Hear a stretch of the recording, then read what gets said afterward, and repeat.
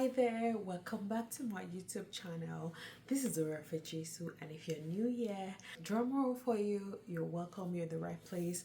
A big thank you to all my subscribers, a big thank you to everyone that has stayed glued to watching my videos, sharing, promoting, commenting, following my social media platforms, and encouraging me. I do say a big thank you to you. God bless you. I love everyone here. A big thank you to everyone who has been with me from day one. I appreciate you. You guys are the real MVP, and you know that. Yes. And on this channel, I talk about my immigration to Canada journey, my life as a personal support worker, living in Canada as a mom, like general things that has made life easy for me that I believe could also be useful for you, and information that are not so much out there that people require. This is what I do on this channel. So if you have any questions, feel free to ask me here, ask me on any of my social media platforms. I'll be willing to help and guide as much as I can. Today I'm going to be talking about how much support workers earn in Canada, either as a personal support worker, home support worker, the developmental service worker, general caregivers in Canada, I'd say. So if this interests you, let's get into it.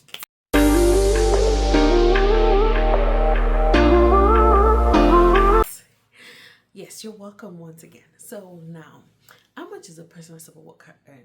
Like I used to say, I don't feel like support workers are menial jobs or survivor jobs. Like they are jobs that give you good pay, right? I mean, for a start, imagine you don't literally. I don't think there is much of personal support worker jobs that pay menial wages. They're very rare. Like the least I've earned as a support worker is $19, and that was actually lesser than what I was earning in my original full-time job. I just took that one as a side. So now let's get into it. Now, what are the factors or what are the criteria for payment in different organizations? So, or rather, let me say, what are the criteria for support workers earning? Now, firstly, your province matters. Your province minimum wage is a factor, right? Is a criteria to consider. Where you also work matters, either in hospital, retirement home, and a long-term care. All those factors actually are the contributing factors to the amount you actually earn.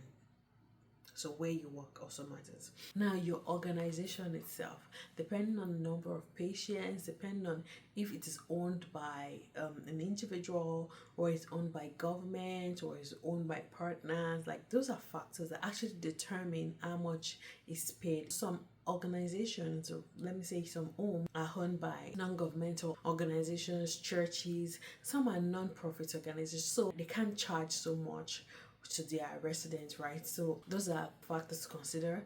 I've mentioned the province, your organization, and who owns your organization. Likewise, governments give some enhancements to some homes in some places depending on where you're actually working. Likewise, your union is also very important because they are the ones that actually fight for wage increase and everything that has to do with the welfare of staff in a particular, I think they call them local, right? So in a particular setting, right? So the union reps, or the union in general, fight for the benefits of the employee, fight for the benefit of employees. You would agree with me that regardless of anywhere you're working, you could either be in full-time or a casual worker. Now, let me start with full-time workers in long-term cares, in retirement home. A personal support worker earns that's a full-time in a retirement home will most likely earn between $17 to $21, right? Because I'm talking with Ontario example. So you can make research, you can search the average salary of your own province, right? I'm using the Ontario for example. So in a retirement home, you earn between $17 to $21 an hour, right?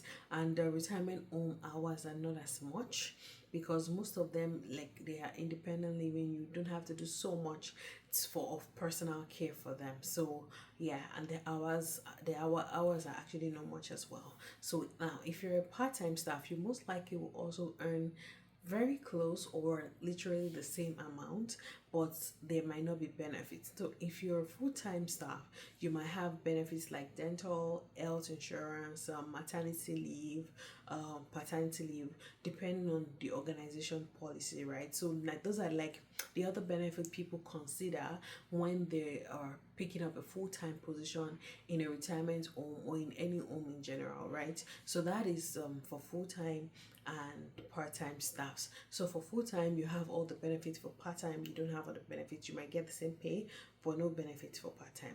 Now moving to long-term care. Long-term care is earned between $21 to $25 or as much as $28. Now, why did I say $28? Because Ontario, there's government enhancement of $3 an hour for every personal support worker that works in a long-term care. So that's an addition for working in long-term care. And I think that was enacted in during COVID in order to encourage people to work in as a PSW in long-term care. So yeah, so PSWs can earn as much as $28 to $29 working in long-term cares, and they also have benefits if they're full-time staffs. All the benefits, they have pension, they have government pension, they have the long-term, there's a long-term care retirement pension policy as well, where I think your organization doubles up what you actually put into it, which a lot of people actually think it's a good deal. And yeah, so they have that, they have dental, they have several other policies. So usually the range for long-term care workers is like $23 to $29, and which also includes housekeepers. I think the only difference for housekeepers and other staffs within is the $3 extra that the government might be giving them, that might be giving PSWs, right? So yes, so now if you're part-time staff, you most likely will also earn the same amount depending on the union policy or the organization policy, but with no benefits, right? So for full-timers, you have access to sick leave, you have vacations, you have vacation pays, you have personal leave of absence, and most of these leaves are actually paid for, which might not be applicable if you're working as a part-time worker in any of this place. Now for if you're working in hospitals even earn higher. I am not certain if the $3 applies to hospital workers, but I know hospitals earn more than people working long-term care. Hospitals earn as much, hospice and hospital earn more than what is earned in long-term cares, right? And if you're also a full-time worker, you get all the benefits, but if you're part-time, you might get the pay and not all that benefits. So, and that's why a lot of people consider opting in for part-time. That is that for personal support workers working in long-term care, retirement homes, hospitals, right? If you're a personal support worker and you're working with agencies, you might be earning, the least you probably earning is $28 to about $35, depending on which agency, because agencies too might not have all the benefits and pensions and all that. So yeah, you get to earn higher. If you're single, I honestly would advise you to work with agency if you've gotten your permanent residency and you feel like you still want to work as a personal support worker, because there's a lot more money in it. Although people talk about uncertainty of the number of shifts that you get, but it's actually a good pay. So if it's something you like, if you can work with two different agencies and you're able to juggle it, yeah, that's a lot of money because right. So yeah, agencies actually pay more, and you can be sent to work in a retirement home or a long-term care or even the hospital. So because agencies help to fill up staff shortages. So yes, that is that for PSWs. Now a PSW can equally work in community care, can work in home support. So if you're working as a home support, now the good part of home support is because you might be going from home to home, there might be there might be fuel boost, like fuel aid that they give. Some organization give you fuel aid, and people earn as much as $20 to $25 even in home to home care as well. But I don't think the $3 from Ontario is actually from the government is included in their own pay as well. I mean, I think it's a good one, and the rate of deductions might also be better because they don't have all the union dues, they don't have all those things that apply to them. So yes, it's an home support worker earns between that range as well, $20 to $25, which I think is actually not bad. Now for a development support worker, the range is actually from 25 to like $35 because they deal with a lot of people with special abilities and all that, so the pay is actually higher because they don't just do personal care, they ensure that these people are also able to, reach their milestones. And yeah, so developmental support workers equally earn very high. I think some earn as much as $37. So yeah, so that is how much support workers actually earn in Canada. Now think about it. If you work, the list is 8 hours a shift. If you work in the hospital, I think it's 12 hours shift. In long-term cares, it's 8 hours, and you have the opportunity to work a double shift. And when you work a double shift, you get 1.5 times. Let's say you're earning $25, you get 1.5 times $25. So like you're literally earning $37 an hour. And if you're working in a hospital and you're working in overtime like that, you get 1.5 as well. And you can pick up as much shift as you can. So there is no limit to working as a support worker. It's a good way to start if you want to delve into health, or even if you just want something to get doing, to be able to sort your bills. It's something that is very lucrative for you to jump on, and you're going to really enjoy doing it. So yeah, so this is how much personal support worker. You can do your maths. Now bear in mind that if you work 40 hours a week, you are actually going to get tax deductions.